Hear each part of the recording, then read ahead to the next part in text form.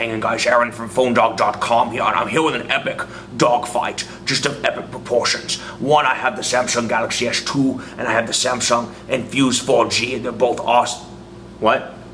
Oh, it's not Sean Connery Appreciation Day? It's next Monday. That's embarrassing. What's going on, guys? I'm Aaron from PhoneDog.com. In that case, I'm here with two awesome Samsung devices, the Galaxy S2 and the Samsung Infuse 4G. This one's not available in the US just yet. It's coming hopefully in the summer to some of the carriers, but the Infuse 4G is available with AT&T. Dual core over here, single core over here, but both have awesome specs. This one's a little bit cheaper, whereas the Galaxy S2 is pretty expensive. Which one's the one to have? We're going to figure it out more in the dogfight, but first, special thanks to our friends at Best Buy. They've hooked us up with a couple of smartphones that we're giving you in the One Paw Bandit game, so when you go into Best Buy Mobile to buy a device, you walk out working. You get your browser set up, your email set up, and more, so you're taken care of when you walk out the door. But enough of that, let's get into the review. Samsung Galaxy S2, Samsung Infuse 4G epic dogfight starts right now. You know, it's like my grandmother always used to say, when you have two phones that look similar, you have to do a dogfight. That's really not what she said, but you know, it sounded good at the time. Here they are, Samsung Galaxy S2, not available in the US just yet, but coming hopefully in the summer. Galaxy S2 can be purchased online at specialty retailers like Expansis USA and some of those for around $750 to $800. So it's a pretty expensive device.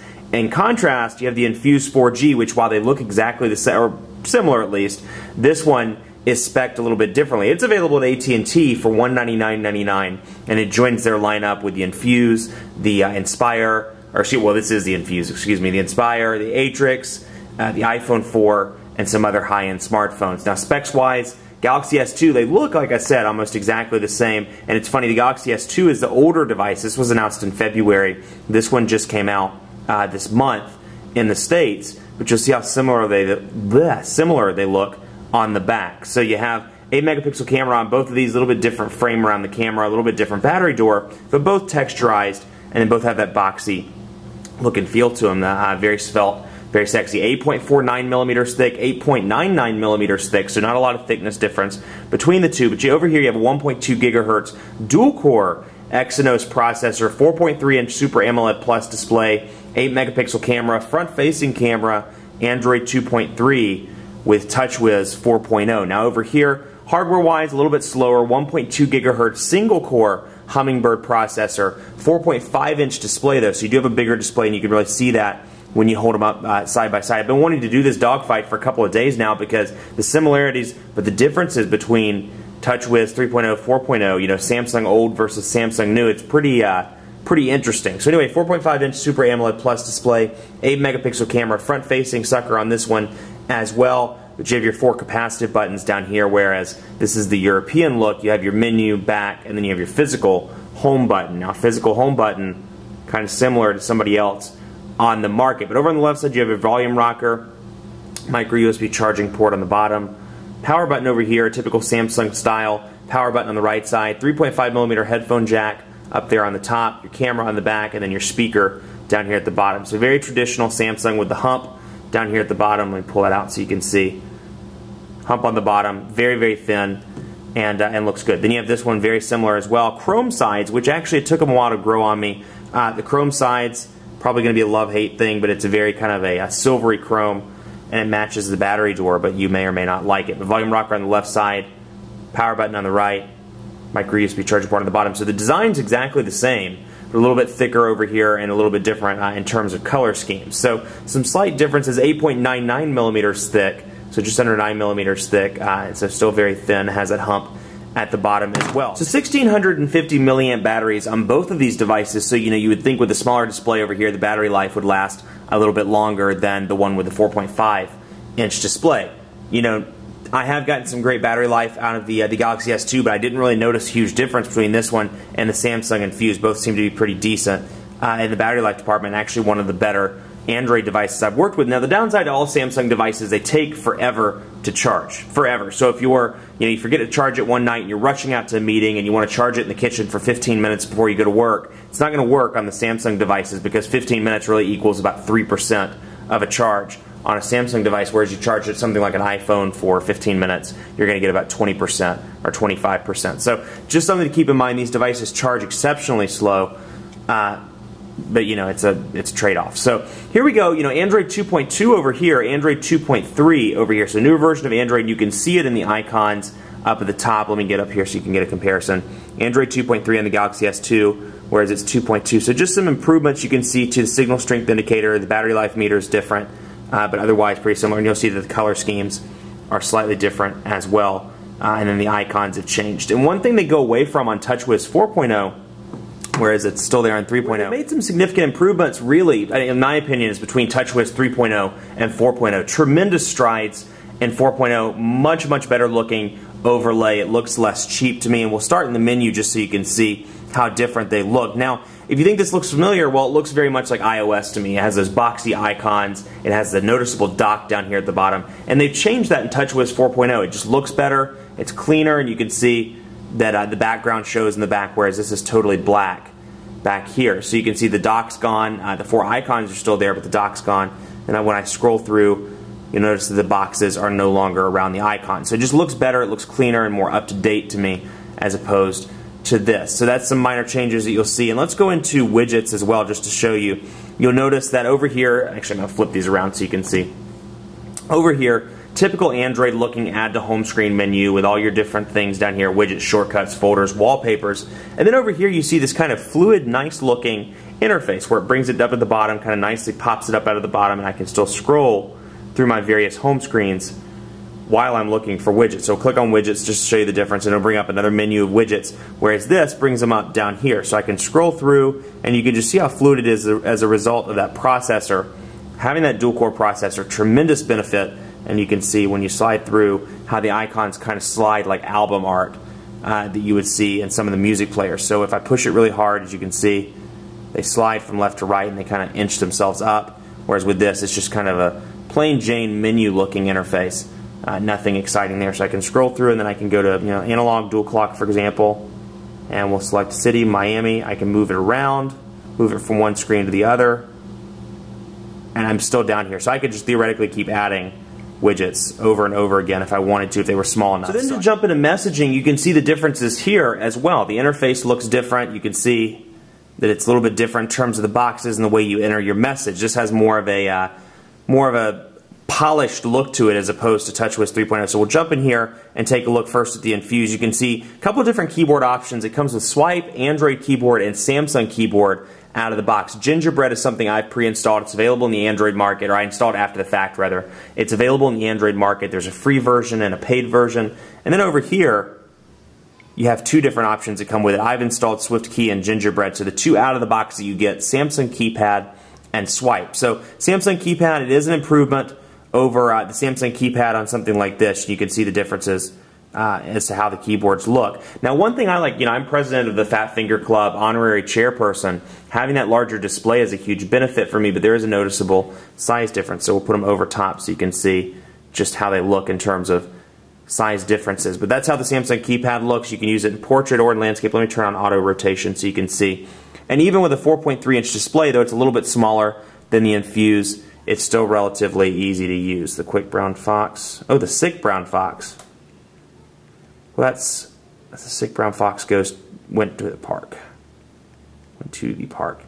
Because sick doesn't mean sick anymore. Sick means awesome. So he is sick nasty, as they like to call it. Sick. Sick. That's a cool word, right? Sick. The sick, and when I say sick, I should put parentheses, awesome. The Sick Brown Fox went to the park. Yo. Sick Brown Fox went to the park, yo, and that was supposed to be a comma, but I was looking through the viewfinder and didn't see. Anyway, so you have that. You have the Swipe keyboard as well, if you prefer using Swipe. Now over here you have 3 out of the box, like I said, Android keyboard, Samsung, and Swipe. I don't care for the Samsung keyboard because the autocorrect is just very off to me. Even on the revised version, they've made some improvements, but it's still not the best in the world. It's not up to date. I feel like it doesn't correct very well. Now here, let's say Oklahoma. K-L-A-H-O.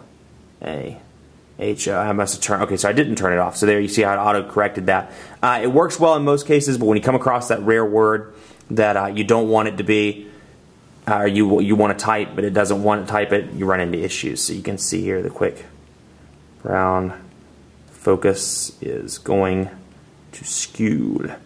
So that's my terrible typing. The quick town focus is going to school. So you can really see the difference. We're going to turn on screen rotation because you can see the difference even in that little bit of difference between these screen sizes, how big it is to have a 4.5-inch display in landscape mode. I mean, that's a big keyboard. That's almost tablet sized.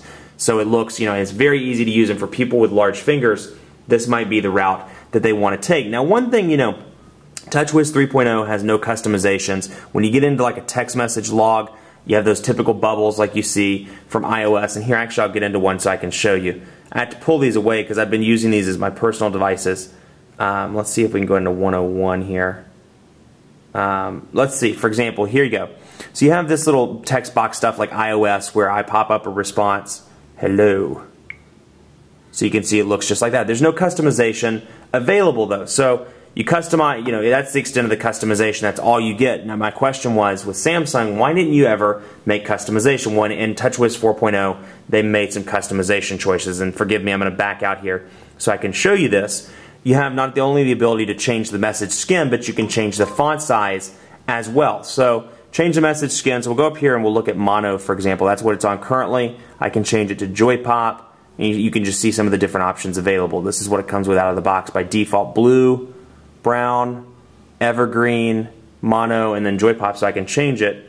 And forgive me again, I can change the size, change the fonts, change whatever, and it pops up in that customized font. So just nice to have some customization choices in the messaging, in the wallpapers, and more. And I'll show you some of the new wallpapers that you get out of the box. Nothing too exciting, but you can see they're all wallpapers that really make that Super AMOLED Plus display pop, and then you go back to your typical Android wallpapers. Browsers on both of these devices. Now keep in mind, Android 2.2, Android 2.3 over here, but both of these are running on AT&T, so it'll be particularly interesting to see which ones pop up first. Now let's go to phonedog.com. We're going to load up PhoneDog over here. .com, and we'll wait for those to load. Now AT&T coverage isn't the best in my home office, so it may take a little bit, but that one seems to be loading relatively quickly. Now one thing I like about this device, like I said, it's unlocked and unbranded, so it's not an AT&T device. And what I like about it is you can see up at the top, both of these have H+ icons. Let me wait for that to focus in. H+ on both of those. Now the difference is this one will stay on, because it's an AT&T branded device, they have it staying on H+. So even if you're in a non-HSPA Plus area, like a 3G cell site, something like that, it still displays H+, whereas this one will flip back and forth between 3G and H+. So you really know where when you're in one of those areas where it's faster or in one of those areas where it's slower. So just a little bit more truthful, as opposed to going with a branded AT&T device. So here they are. Pages are loaded. This one's finished. This one's about to be done. We'll wait for it to finish so we have a fair test. And you can see, take a look at some of the windows to see if there's any difference there. It doesn't look to be a huge difference. You can see some minor things, no gray bar behind the new window. There's no text over here. It's just a plus, but mostly similar. And go back here and see that the menus look exactly the same. Now the difference is they have this black color scheme going on over here where it's white, which is interesting because Super AMOLED Plus obviously responds better from a battery life perspective to darker colors. So it works better from a battery life standpoint to go with darker colors. So it's interesting that they didn't incorporate that in Android 2.2. And you see it all throughout the system, from the notifications bar.